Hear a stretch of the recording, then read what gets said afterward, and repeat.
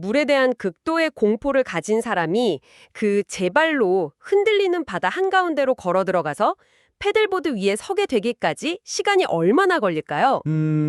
보통은 막 몇 달간 맹훈련을 하거나 아니면 애초에 그냥 불가능한 일이라고 생각하시잖아요. 맞아요. 저도 그렇게 생각했거든요. 불가능해 보이죠.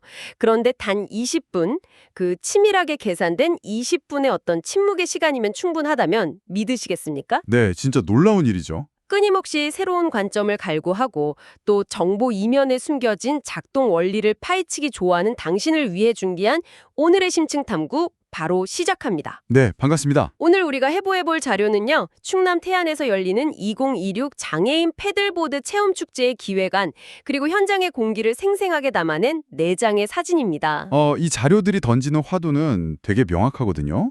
고도의 신체적 균형 감각이나 막 코어 근육, 그리고 예측 불가능한 파도를 견뎌내는 대담함이 필수적이라고 여겨지잖아요. 이런 해양 익스트림 스포츠가. 그렇죠. 엄청난 체력이 필요할 것 같죠. 네.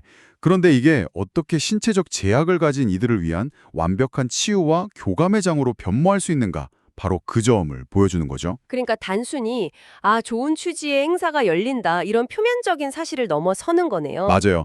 물리적인 한계를 심리적 엔지니어링으로 어떻게 극복해냈는지 그 구조적 디테일을 들여다볼 수 있는 정말 훌륭한 텍스트입니다. 여기서 정말 흥미로워지는 부분이 바로 이겁니다. 그 자료에 첨부된 첫 번째 사진을 보면 우리가 흔히 아는 수상 레저의 풍경이 완벽하게 배제되어 있어요. 완전히 다르죠. 네, 청취자 여러분도 머릿속으로 한번 그려보시면 좋을 것 같은데요. 푸른 바다 위에 하얀색하고 주황색이 섞인 큼직한 패들보드가 떠 있습니다. 네, 아주 큰 보드죠. 그리고 그 위에는 검은색 전신 수영복에 붉은색 구명조끼를 입은 참가자가 보드에 완전히 밀착한 채로 납작하게 엎드려 있죠. 맞아요. 시선이 바닥을 향해 있죠. 그런데 이 사진의 진짜 주인공은 참가자 옆에 있는 강사님입니다. 하얀 모자를 푹 눌러쓰고 마스크를 낀 강사님이 물속에 반쯤 몸을 담근 채로 보드의 끝을 아주 단단하게 움켜쥐고 있어요. 네, 그 부분이 핵심이거든요. 일반적인 해양 스포츠 교육의 문법을 완전히 뒤집은 장면입니다. 네, 보통 서핑이나 패드보드 배울 때 강사들이 막 자 일어서세요, 중심 잡으세요, 시선은 멀리 막 이렇게 소리치잖아요. 그런 역동적인 에너지가 일절 없습니다. 전혀 없죠.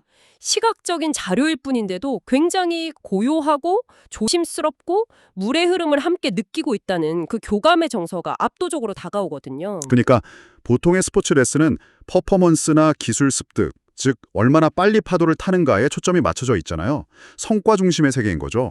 그렇죠. 빨리 일어서는 게 장땡이죠. 네. 하지만 이 기획안의 핵심 방향을 살펴보면 안전, 적응, 교감, 경험 이런 4가지 키워드가 기둥을 이루고 있습니다. 패들보드라는 도구를 사용하긴 하지만 기술적인 성취를 목표로 하지 않는다는 거네요. 정확합니다. 바다라는 거대하고 통제 불가능한 환경에 대한 원초적인 두려움을 어떻게 신뢰로 바꿀 것인가에 집중하는 거죠. 무엇을 하느냐보다 왜 하느냐에 집중한다. 네, 신체적 활동인 무언가를 해내는 것보다 심리적 안정을 찾는 그 과정에 기획의 모든 자원이 집중되어 있는 겁니다. 훈면허 학원이요? 적절하네요. 네, 이 프로그램은 철저하게 대상자의 뇌과학적 상태나 심리에 주파수를 맞춘 명상수련원 아니면 심리치료 세션에 훨씬 가깝다는 생각이 듭니다. 맞아요. 기술을 막 주입하는 게 아니라 감정을 어루만지고 공간에 대한 인식을 재설정해 주는 거죠. 그렇다면 청취자 여러분도 당연히 이 지점에서 멈춰서서 질문을 던지실 겁니다.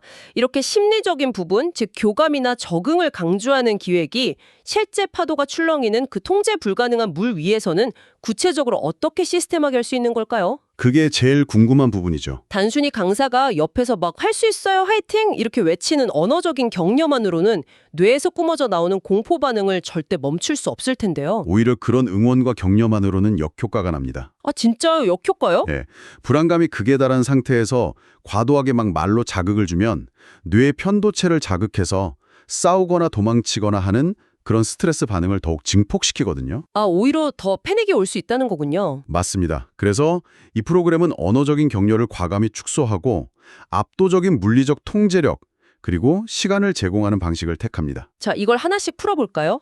기별간의 프로그램 세부 구조를 뜯어보면 육상에서의 사전 준비부터 마무리까지 총 5단계로 나뉘어 있거든요. 네, 5단계 구조죠. 여기서 모든 것의 승패를 가르는 구간이 바로 두 번째 단계인 물조공 프로그램이더라고요.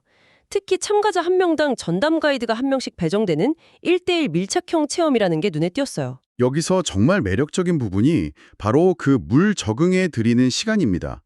육상에서 준비를 마치고 물에 들어가서 패들보드에 오르기 전까지 오직 적응에만 최소 10분에서 길게는 20분의 시간을 고스란히 쏟아붓습니다. 잠깐만요. 20분이요? 보통 상업적인 레저 활동에서는 막 시간 아까우니까 빨리빨리 보드에 올라가서 사진 찍읍시다 이러잖아요. 그렇죠. 회전율이 중요하니까요. 네, 근데 물에 들어가자마자 탑승을 유도하지 않고 그 긴 20분을 도대체 무엇으로 채우는 건가요? 처음에는 그냥 발끝에 물을 담그는 것부터 시작합니다. 아, 발만 먼저요? 네, 그저 물의 온도를 느끼고 얕은 물에 앉아서 파도의 규칙적인 리듬을 몸으로 받아들이는 거죠. 그리고 1대1로 배정된 전담 강사와 호흡을 맞추는 데만 그 전체 시간을 다 씁니다. 와, 그냥 물과 친해지는 거네요. 맞아요. 인간의 뇌, 특히 신체적 제약으로 인해서 평형 감각이나 이런 감각에 취약함을 가진 분들의 뇌는 흔들리는 물이라는 환경을 마주했을 때 엄청난 경보 시스템을 울리거든요. 비상사태라고 인식하겠네요. 그렇죠. 그래서 이 20분은 뇌에게 이 환경은 너를 해치지 않는다. 그리고 옆에 있는 이 강사가 너의 물리적인 지지대가 되어줄 것이다.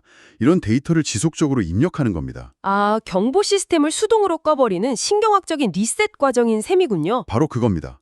조급함을 버리고 충분한 시간을 제공하는 것. 사실 그게 가장 강력한 안전장치입니다. 와, 20분이라는 시간 투자가 단순한 여유가 아니라 뇌과학적인 안전기지를 확보하는 필수 공정이었네요. 그 묵묵한 실내 구축의 결과가 나머지 3장의 사진에 아주 그대로 증명되어 있습니다. 네, 사진이 점점 변하죠. 두 번째 사진을 보면요. 아까 보드 뜩짝 엎드려 있던 참가자가 이제는 주황색의 거대한 보드 위에서 무릎을 꿇고 상체를 꼿꼿이 세운 채 앉아 있습니다. 엄청난 발전이죠. 두 손으로는 검은 패들, 즉 노를 아주 단단히 쥐고 있고요.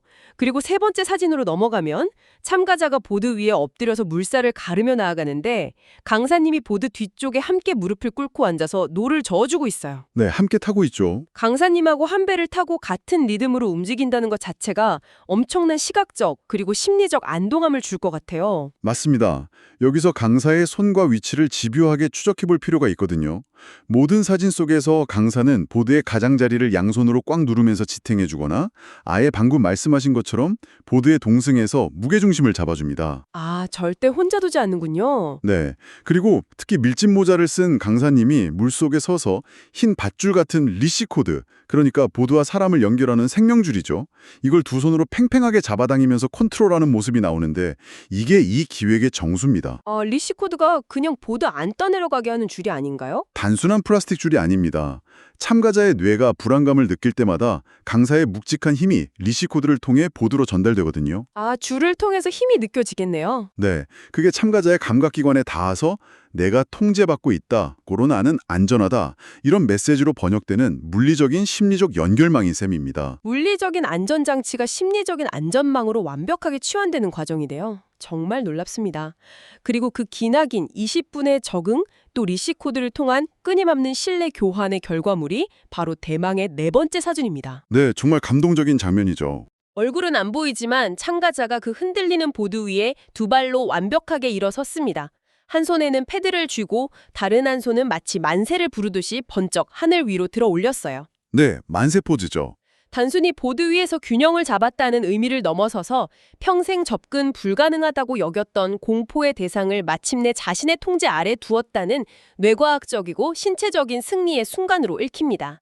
그 승리를 가능하게 한 보이지 않는 그물망들이 사실 기획안 전체에 촘촘하게 깔려 있거든요. 어떤 그물망들인가요? 사진에서 확인되는 1대1 가이드 밀착 관리는 시작에 불과해요. 기획안은 완벽한 통제를 위해서 이중 안전구조를 설계해 두었습니다. 이중이요?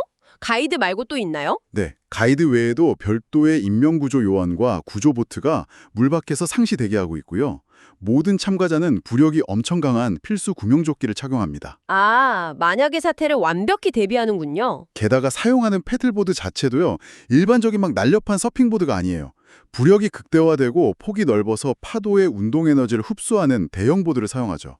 기상 상황 사전 체크는 뭐 기본 중에 기본이고요. 그러니까 4번째 사진에서 참가자가 팔을 번쩍 들 수 있었던 건 막 개인의 탁월한 균형 감각이나 용기가 갑자기 솟아나서가 아니었군요. 전혀 아니죠. 철저한 시스템의 결과입니다.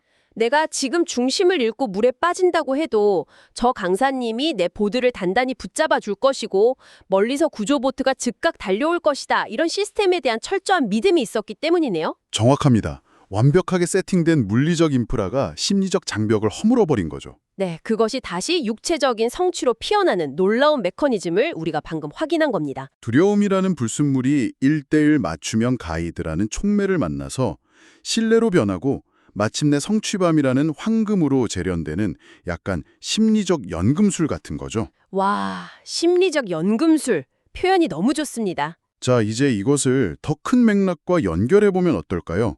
개인의 경이로운 변화 과정을 확인했으니까 이 기획이 지역사회라는 더 큰 생태계와 만났을 때 어떤 화학작용을 일으키는지 살펴볼 차례입니다. 네, 시야를 좀 넓혀보죠. 근데 솔직히 말씀드리면 저는 이 대목에서 기획안을 읽다가 약간의 비판적인 의구심이 들었거든요.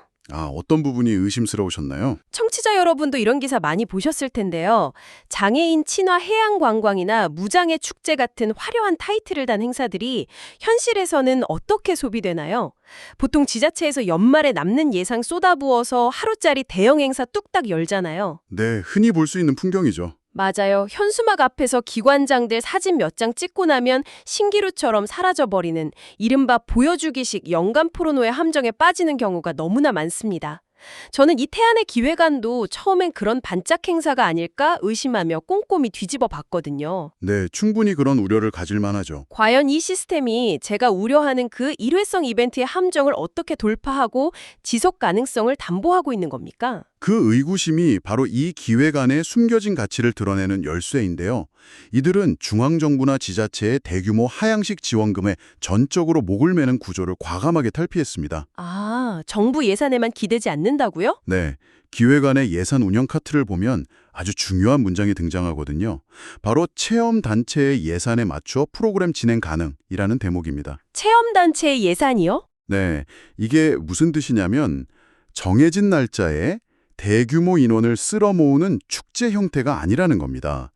복지관이나 관련 단체들이 자신들의 일정과 예산 규모에 맞춰서 언제든 신청하고 경영할 수 있도록 만든 모듈형 시스템이라는 뜻이죠. 아, 1년에 단 하루 바다를 빌려주는 게 아니라 수요자가 원할 때 언제든 작동시킬 수 있는 상시적인 인프라를 구축했다는 뜻이군요. 바로 그겁니다. 게다가 이 행사를 주관하는 곳이요. 외부의 대형 이벤트 기획사가 아니에요. 지역에 아예 뿌리를 내린 태안 패들보드 협회입니다. 지역협회가 직접 주도하는군요. 네, 충남 태안군의 말리포 해변이라는 고정된 물리적 인프라 위에 인명구조 자격증과 장애인 지도 경험을 축적한 지역의 전문 인력 풀이 딱 결합되어 있는 겁니다. 와, 시스템이 진짜 탄탄하네요. 단순 오락 위주의 체험이 아니라 치유형 해양 프로그램이라는 확고한 목적성을 가지고 지역 체육협회랑 복지기관이 맞물려 돌아가는 생태계를 이미 구축한 거죠. 기획안 스스로 이것을 반복 운영 가능한 지속형 프로그램이라고 명명하고 있는 이유가 바로 여기에 있습니다. 태안이라는 지역 자체가 하나의 거대한 장애인 친화 해양 관광 모델로 브랜드 가치를 재정립하고 있네요. 시스템과 인력 그리고 유연한 경제적 모델까지 이미 모든 톱니바퀴가 완벽하게 맞물려 돌아가고 있었군요. 맞습니다. 아주 정교하죠. 자료 후반부에 적혀 있던 포스터 홍보 문구가 다시금 떠오릅니다. 바다 위에서 만나는 새로운 세상, 그리고 당신도 할 수 있습니다. 네, 마음을 울리는 문구죠. 처음 그 문장들을 읽었을 때는 솔직히 막 반공서 행사에서 흔히 쓰는 영혼 없는 슬로건이겠거니 하고 넘겼거든요. 뻔한 가피라고 생각하셨군요. 네. 하지만 20분의 그 수동적 적응 시간, 리시 코드를 통한 물리적 통제, 이중 안전 구조, 그리고 수요자 맞춤형 모듈형 예산까지 이 모든 기획의 뼈대를 알고 나서 다시 보니까요. 저 문장들은 단순한 홍보 카피가 아니었습니다. 네, 확실히 다르게 다가오죠. 이 기획에 참여하는 모든 강사와 운영진이 반드시 지켜내야 하는 엄격한 작전 통제 지침이자 아주 진정성 넘치는 미션 선언문처럼 들립니다. 맞아요. 당신도 할 수 있습니다. 라는 그 한 문장의 약속을 현실로 만들기 위해서 기상 조건 체크부터 1:1 맞춤형 가이드의 배치까지 정말 보이지 않는 곳에서 수많은 시스템이 치밀하게 복무하고 있는 셈입니다. 네, 보이지 않는 능력이 엄청난 거죠. 결과적으로 그 불가능을 가능하게 만드는 건 기적이 아니라 완벽하게 통제되고 세밀하게 조율된 시스템의 힘이라는 것을 이 자료가 아주 명확하게 입증하고 있습니다. 그래서 이 모든 이야기가 우리에게 남기는 의미는 무엇일까요? 오늘 우리는 그 접근 불가능해 보였던 거칠고 두저운 바다가 어떻게 내 옆에서 호흡을 맞춰주는 단 한 명의 가이드, 그리고 보이지 않지만 나를 겹겹이 감싸고 있는 철저한 안전 시스템, 마지막으로 조급함 없이 물과 친해질 수 있는 충분한 시간의 허락을 통해서 한 개인의 자존감을 무한히 끌어올리는 치유의 무대로 변모하는지 그 치밀한 해부학을 살펴봤습니다. 네, 정말 많은 것을 시사하죠. 이 과정은 단순히 파들보드를 타는 기술을 넘어서 우리가 세상의 예측 불가능성과 어떻게 관계를 맺어야 하는지에 대한 아주 우아한 은유를 제공합니다. 물리적 환경의 제약이 곧바로 심리적 제약으로 이어지지 않도록 중간에서 완충제 역할을 해주는 그 정교한 매개체의 중요성을 보여주는 완벽한 사례라고 할 수 있습니다. 변하는 비즈니스 환경이나 예측 불가능한 일상의 변수들 속에서 이 방송을 듣고 계신 청취자 여러분, 네. 여러분의 삶에도 거친 말리포 앞바다처럼 두렵고 막막하게 느껴지는 영역이 분명 존재할 겁니다. 하지만 오늘 우리가 추적한 그 리시코드의 메커니즘을 한번 떠올려 보십시오. 위기의 순간에 막 무조건 일어서 이겨내! 이렇게 소리치는 대신에 나의 속도를 이해해주고 묵묵히 보도의 중심을 잡아주는 1대1의 지지대, 그리고 넘어져도 결코 바닥으로 추락하지 않을 것이라는 시스템적인 안전망이 내 삶이나 조직에 구축되어 있다면 어떨까요? 아, 정말 엄청난 힘이 되겠죠. 그 맹렬했던 삶의 파도 역시 어느새 여러분이 두 발로 우뚝 서서 통제할 수 있는 잔잔한 성취의 바다로 바뀔 수 있을 것입니다. 이 지점은 아주 중요한 그리고 도발적인 질문을 던지게 합니다. 어떤 질문이죠? 태안의 이 기획안이 명백히 증명했듯이 걷잡을 수 없이 예측 불가능한 자연, 이 바다조차도 세밀하게 짜인 맞춤형 진입로를 거치면 모두에게 안전하고 포용적인 공간이 될 수 있잖아요. 네, 우리가 방금 확인했죠. 그렇다면 현재 우리가 살고 있는 이 사회 시스템이나 물리적 환경 속에서 단순히 여긴 너무 위험해, 아니면 현실적으로 접근 불가능해, 이런 변명 아래 방치되고 배제된 영역들 중 사실은 올바른 1대1 맞춤형 철학과 정교한 인프라만 투입된다면 누구에게나 환상적인 경험과 혁신을 제공할 수 있는 그 숨겨진 바다는 과연 어디에 있을까요? 와, 정말 머릿속에 완전히 새로운 회로가 열리는 기분이 드는 질문이네요. 그게 장애인 이동권의 문제일 수도 있고 디지털 소외계층을 위한 기술의 문턱일 수도 있고 어쩌면 여러분이 속한 조직 내에서 발언권을 얻지 못하는 소수자의 이야기일 수도 있겠습니다. 네, 어디에나 적용될 수 있죠. 여러분의 일상 속에서 혹은 우리 사회 구조 속에서 그 숨겨둔 바다는 과연 무엇일지, 그리고 그곳에 리시코드를 연결할 방법은 무엇일지 오늘 꼭 한번 스스로 질문해 보시길 권해드립니다. 불가능을 완벽한 치유의 순간으로 바꾸어낸 그 붉은 구명조끼와 물속에서 묵묵히 보드를 잡고 있던 강사님의 굳건한 두 손을 기억하면서 말이죠. 끊임없이 배우고 사유하는 당신과 함께한 오늘의 심층 탐구, 여기서 활기차게 마무리하겠습니다. 네, 정말 흥미로운 시간이었습니다. 다음에도 우리의 낡은 편견을 유쾌하게 깨트려줄 새롭고 예리한 통찰과 함께 다시 찾아오겠습니다. 끝까지 함께해 주셔서 감사합니다.